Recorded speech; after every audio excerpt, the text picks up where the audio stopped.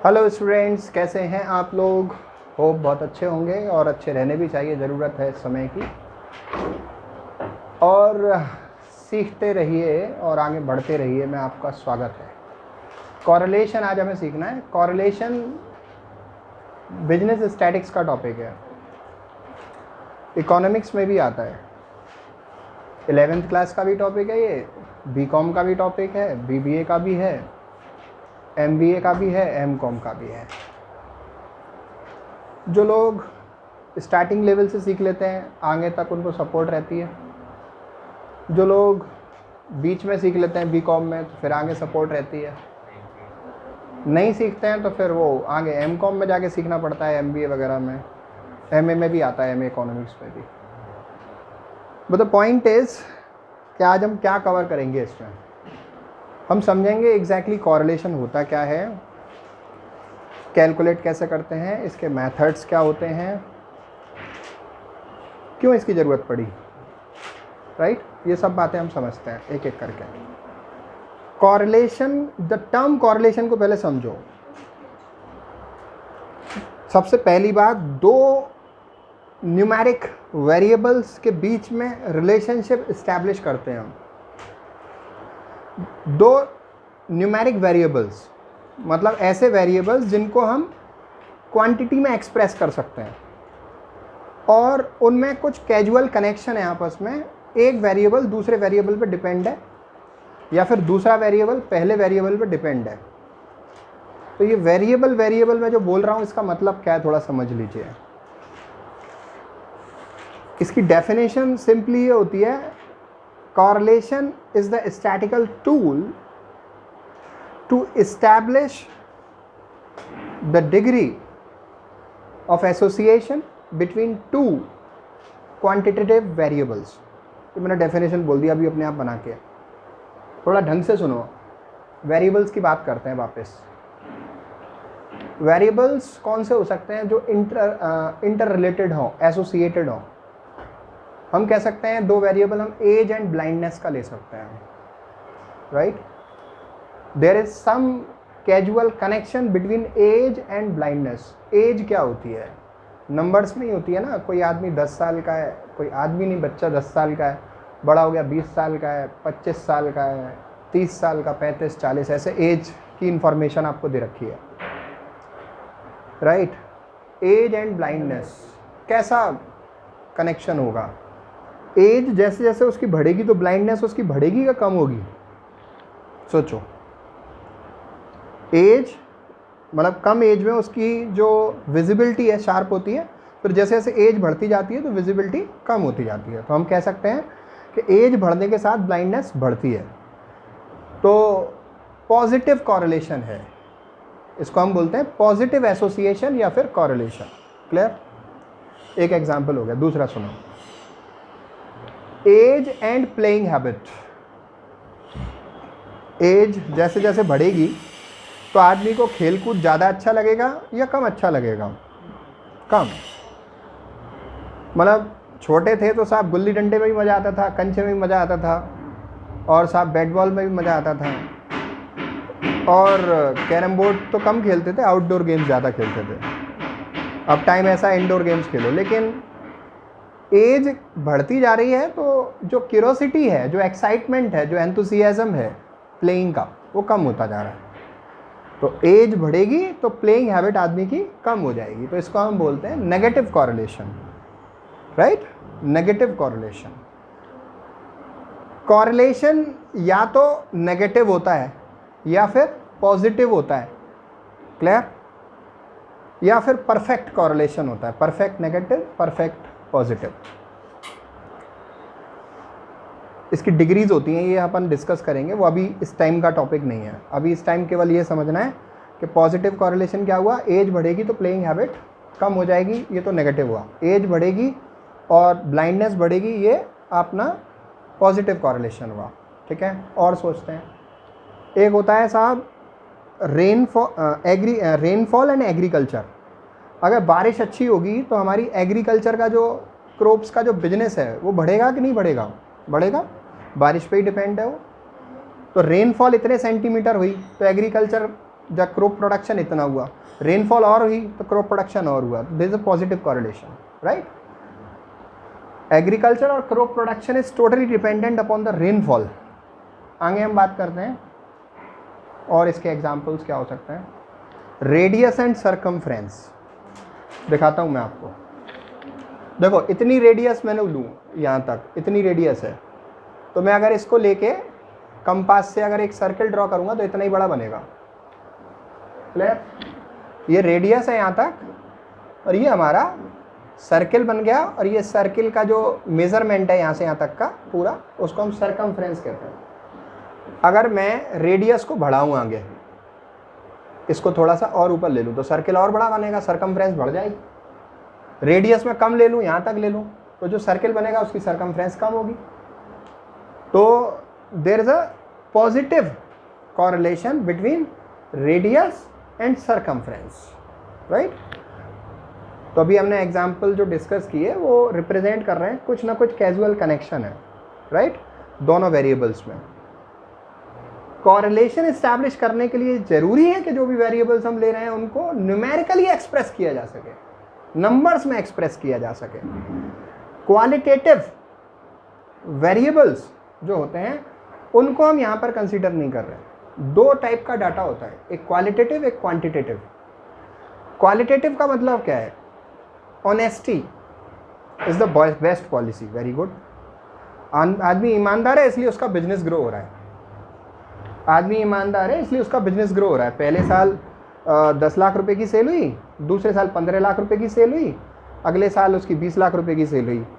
लेकिन उसकी ईमानदारी को हम कैसे मेज़र करें? ये तो क्वालिटेटिव टर्म है ना, इसको हम एक्सप्रेस नहीं कर सकते। तो इन दोनों के बीच में कॉरिलेशन इस्टेब्लिश नहीं कर सकते, राइट। तो अगर ईमानदारी का कोई थर्मामीटर आता हो तो उसको अपन न्यूमेरिकली एक्सप्रेस कर लें और फिर उसके बाद में उसका इस्टेब्लिश कर दें, तो वो आगे की बात है, अभी थर्मामीटर बना नहीं है, राइट। तो हम यहाँ पर उन सारी चीज़ों की केवल बात करेंगे जिनको क्वांटिटेटिवली एक्सप्रेस किया जाता है। अभी जैसे कोई कह देता है साहब कि वो देखने में अच्छा है इसलिए लोग उसको प्रायोरिटी दे देते हैं, राइट, लेकिन इसका मेजरमेंट नहीं है कि वो देखने में इतना अच्छा है या इतना कम अच्छा है, राइट। तो we will consider only those facts into consideration which can be put in numbers, and between those two such type of variables we can establish some causal connection by using the statistical tool correlation। चलिए बात आप समझ गए, correlation ये होता है। थोड़ी सी बात करते हैं हम कि correlation की टेक्निक्स। अब आप कहोगे साहब ये correlation यूज़ कहाँ होता है प्रैक्टिकली? क्या ये केवल इतना ही है कि हमारे एग्ज़ाम में आ रहा है इसलिए हम पढ़ रहे हैं? बच्चे तो भैया इसी एटीट्यूड के साथ पढ़ते हैं और मेरे को ये सबसे गलत यही लगता है, राइट। मैं as a trainer, as a coach आपको प्रैक्टिकल यूज़ बता सकता हूँ स्टैटिकल टूल्स का। मैंने अपने जैसे पीएचडी की हुई है मैंने, तो वहाँ पर जो रिसर्च हम लोगों ने की है, तो वहाँ जो भी हम डाटा कलेक्ट करते हैं उसको एनालाइज करने के लिए हमें स्टैटिकल टूल यूज़ करने पड़ते हैं। तो correlation and regression as statistical tool मैंने कंपनी का एनालाइज करने के लिए यूज़ किए थे और फिर उनके रिजल्ट्स वहाँ पर लिखे थे और कंपनी के बारे में कमेंट किया था। तो उसका प्रैक्टिकल यूज़ होता है सारे स्टैटिकल टूल का। मेजर्स ऑफ सेंट्रल टेंडेंसी भी यूज़ होती हैं, ज्योमेट्रिक मीन, हार्मोनिक मीन भी यूज़ होते हैं, आपका जो है कॉरिलेशन भी यूज़ होता है, रिग्रेशन भी यूज़ होता है, इंट्रापोलेशन, एक्स्ट्रापोलेशन भी यूज़ होता है। सब चीज़ स्टैटिक्स में जो भी है सब यूज़ होती है। स्टैटिक्स कहाँ नहीं है? सुई से लेकर हवाई जहाज तक सब जगह स्टैटिक्स यूज़ होती है। अभी आप जो देख रहे हो आज के टाइम पर रिजल्ट्स देख रहे हो आप आज के टाइम पर कि अब इतने केस हो गए, सुबह इतने थे, इतने हो गए, इतने बढ़ रहे हैं, 50% बढ़ रहे हैं, 200% बढ़ रहे हैं। तो ये सब क्या है? स्टैटिक्स ही तो है। फिर कोई रिजल्ट आप निकालोगे कि क्या वैक्सीनेशन के बाद, जैसे वैक्सीनेशन चल रहा है इस टाइम, इंजेक्शन लग गया तो हम उसकी इन्फेक्शन की रोकथाम कर पा रहे हैं कि नहीं कर पा रहे हैं? अगर हमारे नंबर्स रिड्यूस हो रहे हैं, वैक्सीनेशन इतने को किया, इतना हमारा नंबर था, वैक्सीनेशन होता जा रहा है, तो जो कंट्रोल हो रहा है कि नहीं हो रहा है इन्फेक्शन, राइट, कोविड का। तो that is a kind of correlation we can establish by using those two variables. तो प्रैक्टिकल यूज़ होता है, गवर्नमेंट भी करती है। जब गवर्नमेंट को लगेगा कि हाँ ये इफेक्टिव है, इसका कॉरलेशन है, राइट, तो वो और वैक्सीन्स को पहले प्रोड्यूस करवाएगी और फिर उसके बाद में लागू करवाएगी, राइट। ये कहानी है, हम कंट्रोल कर पा रहे हैं कि नहीं चीज़ों को। तो इस टॉपिक पे अगर बोलना चालू करूँगा तो बोलता ही रहूँगा। अभी इस पे आते हैं अपन, राइट, कॉरलेशन पे। कॉरलेशन के जो मेथड्स हमारे सिलेबस में रहते हैं ना, पहला रहता है Karl Pearson's coefficient of correlation, Karl Pearson's coefficient of correlation. आज यही पढ़ना है हमने, Pearson's coefficient of correlation, Karl Pearson's coefficient of correlation. This is what we have to learn as a first method of correlation chapter. It's a very important kind of chapter, and in which this is a very important kind of method, which is the very first method. ये पहला method है Karl Pearson's coefficient of correlation. इसके बाद कौन से होंगे? Spearman's rank difference method होगा, concurrent deviation method होगा, स्कैटर डायग्राम मेथड होगा, राइट। लेकिन अभी ये सीखना है इस पूरी चीज़ को हम कैसे रिप्रेजेंट करते हैं, इतने बड़े नाम को, Karl Pearson's coefficient of correlation को हम ऐसे डिनोट करते हैं स्मॉल आर से, राइट। अब इसको हमें सीखना है कि इसका मेजरमेंट कैसे करेंगे। थोड़ा एक बात ध्यान से सुनना, अब जो बोलता जाऊंगा मैं। मेथड इसके दो होते हैं, एक होता है डायरेक्ट मेथड, एक होता है इनडायरेक्ट मेथड। डायरेक्ट को हम लॉन्ग कट भी कहते हैं, इनडायरेक्ट को हम शॉर्टकट भी कहते हैं। इनडायरेक्ट को हम शॉर्टकट भी कहते हैं। अच्छा, एक बात जो मैं हमेशा बोलता हूं कि हम इसको कैलकुलेट किस बेसिस पे फॉर्मूलेज अप्लाई करते हैं। Again I will come back के सीरीज़ कितने टाइप के होते हैं। सीरीज़ के बेसिस पे ही फॉर्मूले होते हैं, उनके न्यूमेरिकल होते हैं, फिर उनको सोल्व किए जाते हैं। पहली होती है इंडिविजुअल सीरीज़, जिसमें केवल मार्क्स दिए होते हैं। डिस्क्रीट सीरीज़, मार्क्स के साथ साथ फ्रिक्वेंसी दी होती है। कंटिन्यूस सीरीज़, क्लास इंटरवल के साथ साथ फ्रिक्वेंसी दी होती है, ठीक है। ये तीनों होती हैं, इसी के हिसाब से यहाँ पर भी होगा। लेकिन ज़्यादा न्यूमेरिकल आपके पास केवल 90% न्यूमेरिकल इस चैप्टर के इंडिविजुअल सीरीज़ में ही होंगे। इंडिविजुअल सीरीज़ क्या है? एज दी है एक्स वेरिएबल, इतनी इतनी इतनी एज है, फिर ब्लाइंडनेस दी है वाई वेरिएबल, इतनी इतनी इतनी ब्लाइंडनेस है, राइट। ब्लाइंडनेस मेजर कैसे होती है? आपका काम नहीं, मेरा काम नहीं है, मशीन होती है ना। जाते हैं, मैं अभी आई टेस्ट कराऊंगा तो वो मशीन निकाल के दे देती है इतने डिग्री है इनकी ब्लाइंडनेस की या विजिबिलिटी की, राइट। तो मशीन निकाल के दे देती है एज के हिसाब से। तो उसी हिसाब से फिर हमारा ये डिसाइड होता है कि कौन सा हमें लगाना है ग्लास। तो इंडिविजुअल सीरीज़ की बात कर लेते हैं। इंडिविजुअल सीरीज़ में अगर मुझे डायरेक्ट या लॉन्ग कट मेथड सीखना है तो डिफरेंस क्या है इन दोनों मेथड्स में, डायरेक्ट में और इनडायरेक्ट में? डिफरेंस ये है, यहाँ पर जो भी डेविएशंस लिए जाएंगे ना, ये लिए जाएंगे एक्चुअल मीन से। कैसे लिए जाएंगे? एक्चुअल मीन से।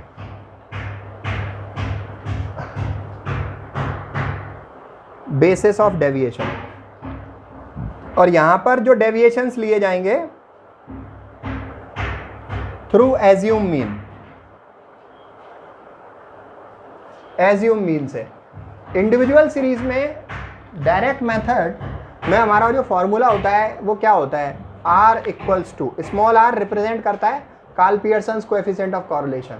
और जो Karl Pearson's coefficient of correlation है वो बेस्ट मेथड है। अगर आपके पास सवाल आया है कि आप कॉरलेशन कैलकुलेट करो तो यही मेथड लगाना है, स्पेसिफाई कर दिया कि इस मेथड से करो तो ये इस मेथड लगाना ही लगाना है। तो फॉर्मूला इसका होता है summation dx dy upon n into S D X into S D Y. और करके हमारा फॉर्मूला हो जाता है, ये जो ये वाला टर्म है ना, ये वाला यहाँ से यहाँ तक का, इसको हम कोवेरिएंस भी बोलते हैं। क्या बोलते हैं? Covariance. Upon S D X into S D Y, या फिर एक फॉर्मूला होता है हमारा summation D X D Y upon square root summation D square X into summation D square Y. ये छत का ध्यान रखना, छत पूरे इन्फॉर्मेशन पे कंटेंट पे लगी नहीं चाहिए। यहाँ तक लगी है तो आंसर अलग आएगा, आंसर मान लो आप सही भी निकाल लो तो कट जाता है वो, तो ये ध्यान रखना है। ये हमारे फॉर्मूले होते हैं इन दिस, राइट। अभी इनडायरेक्ट मेथड का फॉर्मूला देखते हैं। R equals to summation D X D Y into N minus summation D X into summation D Y whole upon छोटा सा स्क्वायर रूट लगा देते हैं। इसके अंदर पहला छोटा ब्रैकेट लिखते हैं अपन, summation D square X into N minus summation D X to the whole square, और दूसरा छोटा ब्रैकेट लिखते हैं अपन, summation D square Y into N minus summation D Y to the whole square. और ये भाई इसका ध्यान रखना, ये छत पूरी यहाँ तक रहेगी, यहाँ तक रही तो फिर वो मीनिंग ही चेंज हो गया फॉर्मूले का, राइट। आंसर चाहे सही भी निकाल दो आप तब भी उस पर डाउट रहेगा। अच्छा, अब अपन बात करते हैं जो अब बहुत इंपॉर्टेंट है। पहली बात मैंने बता दी कि दोनों मेथड में डिफरेंस क्या है। यहाँ पर एक्चुअल मीन से डेविएशंस लेने हैं, यहाँ पर एज्यूम मीन से लेने हैं। बच्चे क्या करते हैं साहब, फॉर्मूला तो ये वाला पसंद कर लेते हैं छोटा वाला, और मेथड ये वाला पसंद कर लेते हैं एज्यूम मीन वाला। उन्होंने कहा साहब मीन निकालने का झंझट कौन पाले, तो मत पाले, सवाल को गलत कर डाले, राइट, आंसर गलत आएगा। तो ऐसा नहीं करना है कि एज्यूम मीन यूज़ कर लें, फॉर्मूला ये वाला लगा दें, तो गलत हो जाएगा, आपका आंसर सही नहीं आएगा। और ऐसा तो कर सकते हो कि एक्चुअल मीन यूज़ कर ले और फॉर्मूला ये वाला लगा दें, राइट, क्योंकि मेहनत हो गई ये वाली भी, ये वाली भी, इससे आ तो जाएगा कैलकुलेशन। लेकिन एडवाइजेबल है कि जब आप एज्यूम मीन से डेविएशंस निकालोगे तो ये मेथड लगेगा।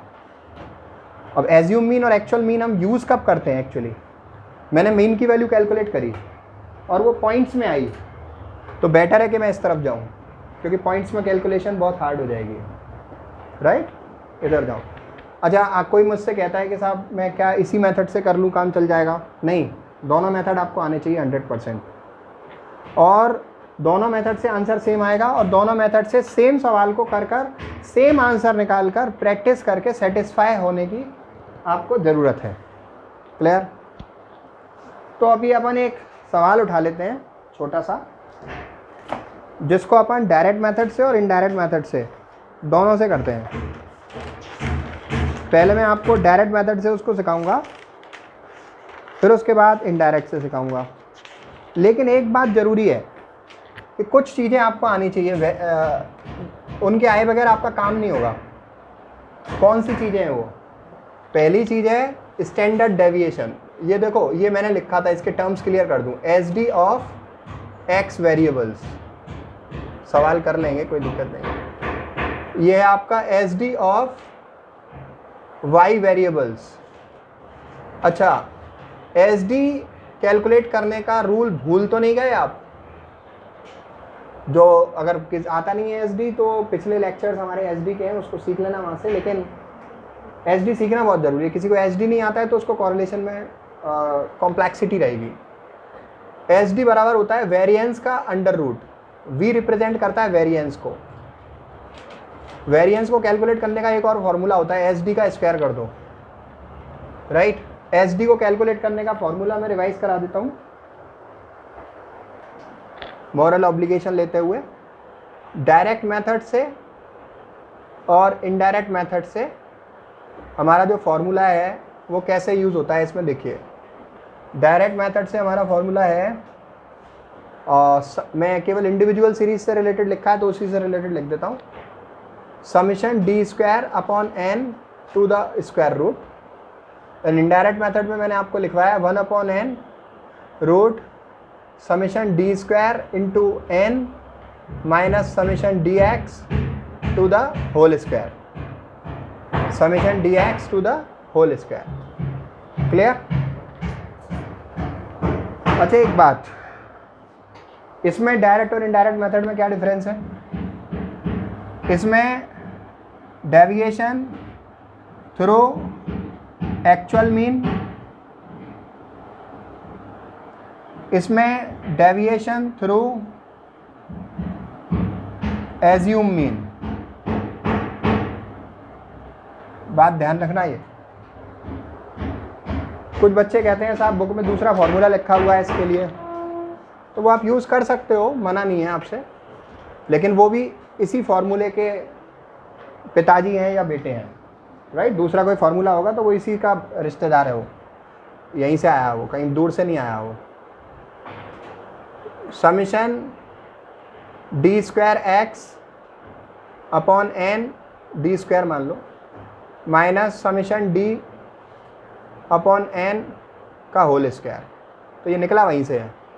यूज़ नहीं करना है, इसलिए नहीं लिखा है मैंने, यूज़ यही करना है आपको, बस केवल कन्फ्यूजन आपकी दूर करने के लिए लिख दिया है ऊपर वही। यूज़ नहीं करना है, यूज़ वही करना है ऊपर वाला। I don't want you to use that. मैंने पिछले लेक्चर्स में जो एच डी सिखाया है वो उसी फार्मूले से सिखाया है, राइट? और इस फार्मूले से आंसर निकाला है इनडायरेक्ट मेथड में, और इससे डायरेक्ट मेथड में, दोनों से आंसर सेम आया है। ये हम पहले कर चुके हैं, तो वहाँ से आप रिवीजन इस चीज़ का कर सकते हैं।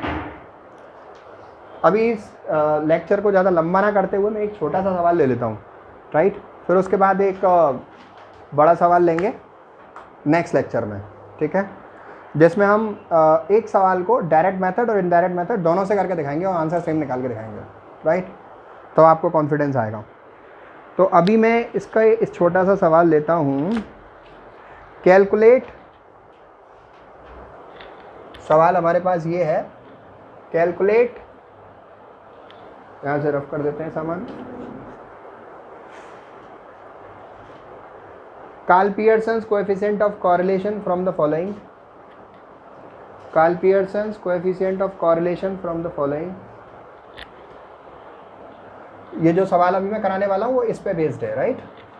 तो इधर से मैं सामान हटा देता हूँ।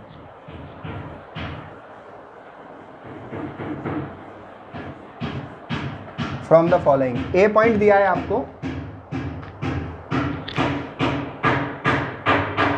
कोवेरिएंस 21, फिर लिखा है R equals to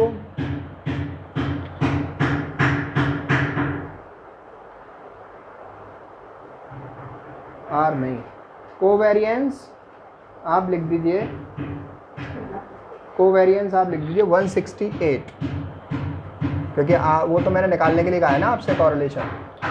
168 H D x लिखिए 12.5, एच डी वाई लिखिए 14। ये सवाल है, आपसे आर पूछा हुआ है, Karl Pearson's coefficient of correlation पूछा हुआ है। अब सवाल को देखकर बताओ, मतलब इन फॉर्मूलेस को देखकर चेक करो, एग्जामिन करो कौन सा लगेगा।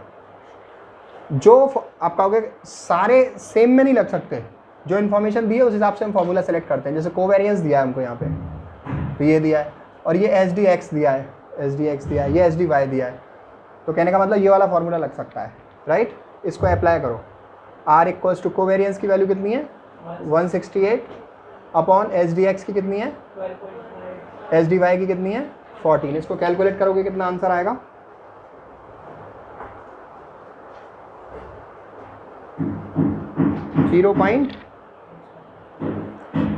.96 प्लस में है, तो ये पॉजिटिव कॉरिलेशन है, high degree of highly positive correlation है। वो आगे अपन डिस्कस करेंगे कैसे डिसाइड होता है वो हाई डिग्री वगैरह। फिर इसके बाद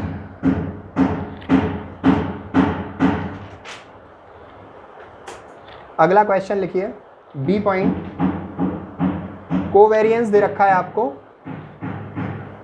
21, आर अगले पॉइंट में आपको दे रखा है पहले से ही 0.6, आर आपको अगले पॉइंट में पहले से ही दे रखा है, दैट इज 0.6। फिर इसके बाद वेरिएंस दे रखा है y का, वेरिएंस दे रखा है y का, वो है 49। फिर इसके बाद एच डी पूछिए आपसे एक्स सीरीज़ की, एच डी एक्स सीरीज़ की पूछिए आपसे। अब बात को समझिए, कोवेरिएंस दिया है, आर दिया है, वेरिएंस ऑफ वाई सीरीज़ दिया है, और एच डी पूछिए आपसे एक्स सीरीज़ की। अच्छा,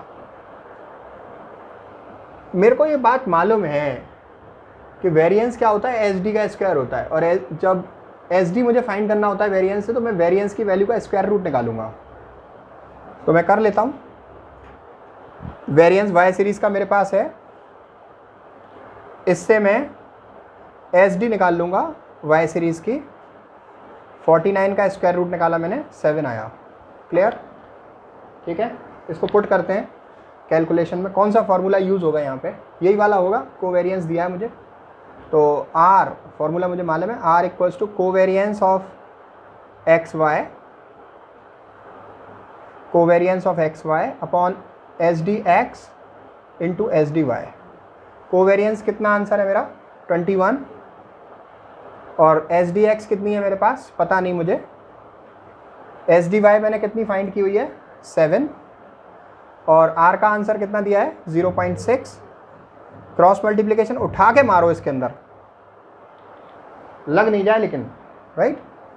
इससे इसके साथ कर दो, तो 0.6 into H D X into 7 equals to 21 into 1। 21 का 1 में मल्टीप्लाई तेरा ध्यान से करना, राइट? ये गलत होने के चांसेस रहते हैं, तो ये 21 ही आएगा। 7 का 0.6 में मल्टीप्लाई करा, कितना आया? 4.2 एच डी एक्स।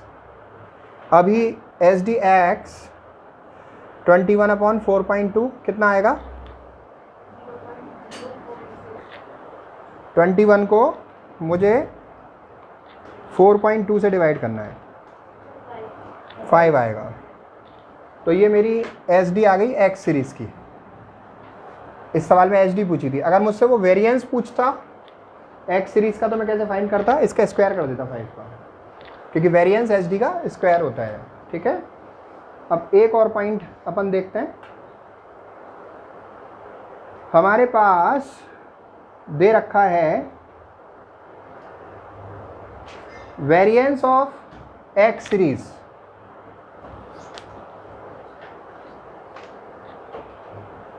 यहां से हटाते हैं सामान को। हमारे पास वेरिएंस दे रखा है एक्स सीरीज का 144। फिर इसके बाद एच डी दे रखी है वाई सीरीज की 10, आर दे रखा है आपको 0.8। कोवेरिएंस पूछ रहे हैं आपसे, कर लेंगे कैलकुलेट, क्या प्रॉब्लम क्या है उसमें? फॉर्मूला यही लगाना है ना। आर की वैल्यू कितनी है? 0.8। कोवेरिएंस पूछा है आपसे, तो इसको कोवेरिएंस को मिसिंग रख दो। एच डी वाई कितना है आपका? 10 है। एच डी एक्स कितना है? ये वेरिएंस एक्स आपके पास 144 दे रखा है, तो इसका स्क्वायर रूट निकाल दो, तो एच डी एक्स आ जाएगा। वेरिएंस एक्स 144 है, इसका स्क्वायर रूट हो जाएगा 12। कोवेरिएंस कितना हो जाएगा? इधर मल्टीप्लाई में चला जाएगा, वो कितना आ जाएगा? ये 96 आ जाएगा। कैंची घोड़ा उठा के मार देना इसके अंदर, राइट, कैलकुलेटर से, सो ये आ जाएगा ये। और कोई भी डाउट हो तो ऐसे कैलकुलेटर उठा लो अपने हाथ में अस्त्र की तरह, 0.8, और घबराने की जरूरत नहीं है बिल्कुल, इंटू 120 आ जाता है आपको 96।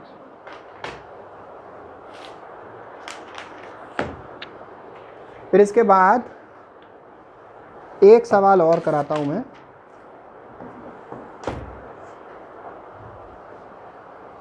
आपको दिया हुआ है summation D X D Y 150,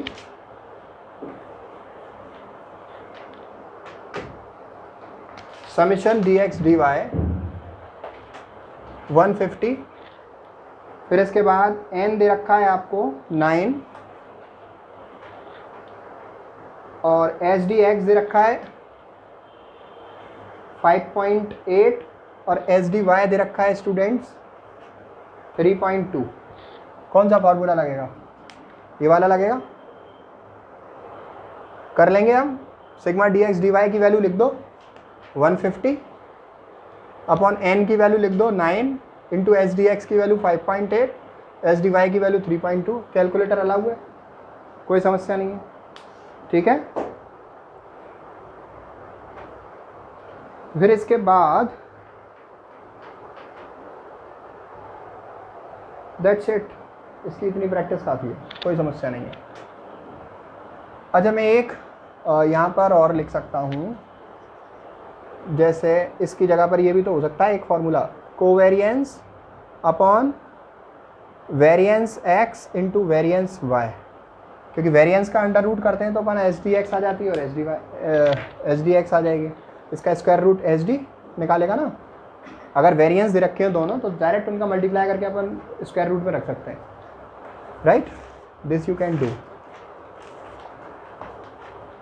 चलिए ठीक है, thanks for watching and learning and moving ahead on the step of growing.